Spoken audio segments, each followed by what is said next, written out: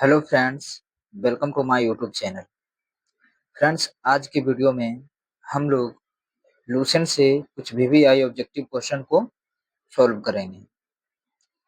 तो आज का जो टॉपिक है वो है प्राचीन भारत का इतिहास। तो इससे रिलेटेड जितने भी ऑब्जेक्टिव क्वेश्चन हैं उन ऑब्जेक्टिव क्वेश्चन को आज की वीडियो में हम लोग सॉल्व करेंगे। तो आइए स्टार्ट करते हैं। तो सबसे पहला जो हमारा क्वेश्चन है कि प्राचीन भारतीय इतिहास की जानकारी के मुख्य स्रोत कौन-कौन से हैं?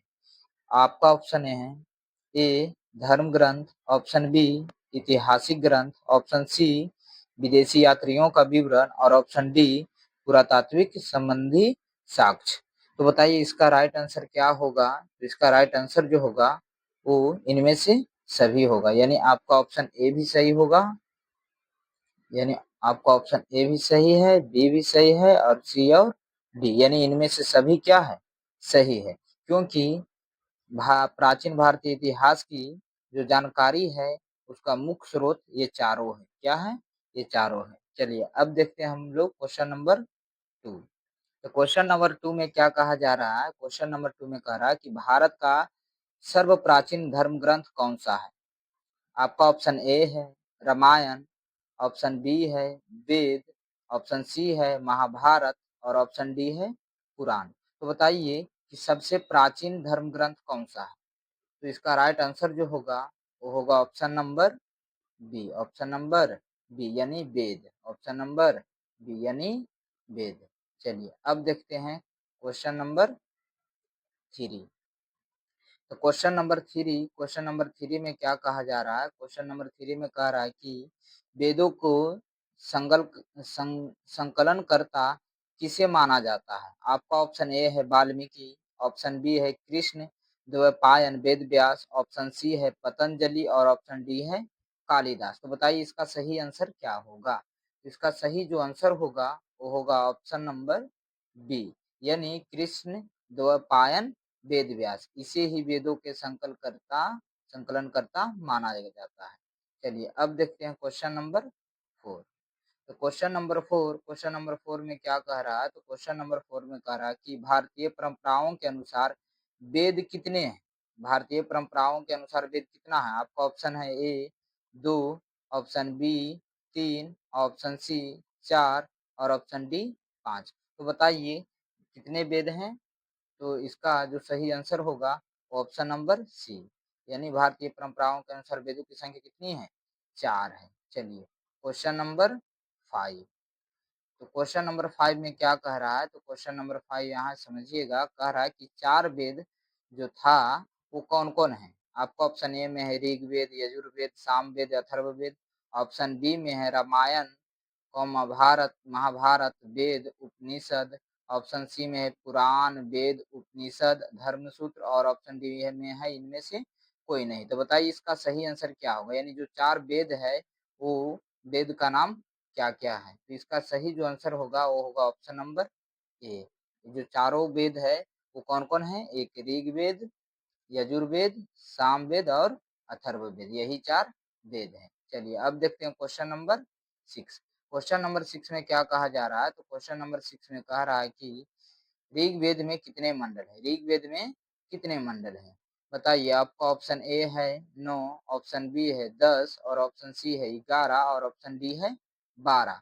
तो बताइए ऋग्वेद में कितने मंडल है? तो इसका सही जो आंसर होगा वो ऑप्शन नंबर बी होगा। क्यों? क्योंकि ऋग्वेद में टोटल 10 मंडल हैं। चलिए अब देखते हैं क्वेश्चन नंबर 7। तो क्वेश्चन नंबर 7 क्या है? तो क्वेश्चन नंबर 7 को हम लोग पढ़ते हैं कि ऋग्वेद में कुल कितने सूक्त है? ऋग्वेद में कुल कितने सूक्त हैं? आपका ऑप्शन ये रहा स्क्रीन पे। तो बताइए कि इसका राइट आंसर क्या होगा? इसका सही जो आंसर होगा वो होगा ऑप्शन नंबर ए, यानी ऋग्वेद में कुल सूक्तियों की संख्या कितना है? 1028 है, 1028, यानी इसका right answer option number A होगा। चलिए क्वेश्चन नंबर 8। क्वेश्चन नंबर 8 में कह रहा है कि ऋग्वेद में कुल कितने ऋचाएं हैं? आपका ऑप्शन ए है 10,000, ऑप्शन बी है 11,000, ऑप्शन सी है 10,462 और ऑप्शन डी है 9,800। तो बताइए इसका राइट आंसर क्या होगा? तो बताइए इसका सही जवाब क्या होगा? तो इसका सही जवाब जो होगा यानी सही आंसर जो होगा वो होगा option number C. Option number C इसका correct answer, option number C. क्योंकि ऋग्वेद में कुल कितने ऋचाएं थी, तो 10,462 ऋचाएं हैं। चलिए अब देखते हैं क्वेश्चन नंबर 9। क्वेश्चन नंबर 9 में क्या कह रहा है, क्वेश्चन नंबर 9 में कहा जा रहा है कि ऋग्वेद में गायक को क्या कहा गया है, क्या कहा जाता है। ऋग्वेद में गायक को क्या कहते हैं।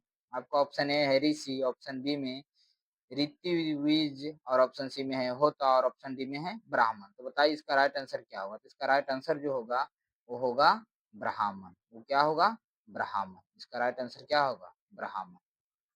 चलिए अब देखते हैं क्वेश्चन नंबर 10। क्वेश्चन नंबर 10 में क्या कह रहा है, तो क्वेश्चन नंबर 10 में कहा जा रहा है कि ऋग्वेद का कौन सा मंडल सबसे बड़ा है। आपका ऑप्शन ए है 8वां, ऑप्शन बी है 9वां, ऑप्शन सी है 10वां, और ऑप्शन डी है 6वां। तो बताइए कौन सा मंडल जो है वो बड़ा है ऋग्वेद में। ऋग्वेद का कौन सा मंडल बड़ा है। तो इसका राइट आंसर जो होगा वो ऑप्शन नंबर सी, यानी 10वां मंडल जो है वो सबसे बड़ा है। चलिए अब देखते हैं क्वेश्चन नंबर 11। 11 में क्या कह रहा है क्वेश्चन में, तो इसको ध्यान से पढ़िए। इसमें कहा जा रहा है कि ऋग्वेद ऋग्वेद इसमें कहा जा रहा है कि ऋग्वेद के किस मंडल में गायत्री मंत्र मिलता है। आपका ऑप्शन ए है पहला, ऑप्शन बी है तीसरा, ऑप्शन सी है 5वां, ऑप्शन डी है 7वां। तो बताए कौन से मंडल में गायत्री मंत्र मिलता है। तो इसका सही जवाब क्या होगा, तो इसका सही जवाब जो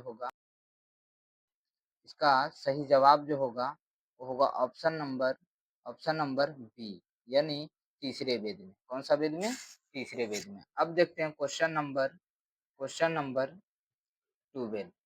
क्वेश्चन नंबर 12 में क्या कह रहा है, यानी क्वेश्चन नंबर 12 में, कि इसमें कहा जा रहा है कि ऋग्वेद के 9वें मंडल में किस देवता का उल्लेख विशेष रूप से किया गया है। आपका ऑप्शन ए है अग्नि, ऑप्शन बी है सोम, ऑप्शन सी है इंद्र, और ऑप्शन डी है वरुण। तो बताइए कि ऋग्वेद के 9वें मंडल में कौन सा देवता का उल्लेख किया गया है। तो आपका सही जवाब जो होगा वो ऑप्शन नंबर बी होगा, यानी सोम देवता का। किसका उल्लेख है, सोम देवता का। चलिए क्वेश्चन नंबर 13 में क्या कह रहा है, तो क्वेश्चन नंबर 13 में कह रहा है कि ऋग्वेद के 8वें मंडल की हस्तलिखित ऋचाओं को क्या कहा जाता है। आपका ऑप्शन नंबर ए है प्रबंध, ऑप्शन बी है शाखा, और ऑप्शन सी है खंड, और ऑप्शन डी है छिंद। तो बताइए इसका सही जवाब क्या होगा। इसका सही जो आंसर होगा वो ऑप्शन नंबर डी होगा, यानी छिल। चलिए तो बच्चों आज का जो वीडियो है बस यही तक। अब ऐसे ही क्वेश्चन से को सॉल्व करने के लिए आप लोग मेरे चैनल से जुड़े रहें, और आप लोगों को topic wise topic objective question इस चैनल पे कराया जाएगा लुसेंट के बुक से।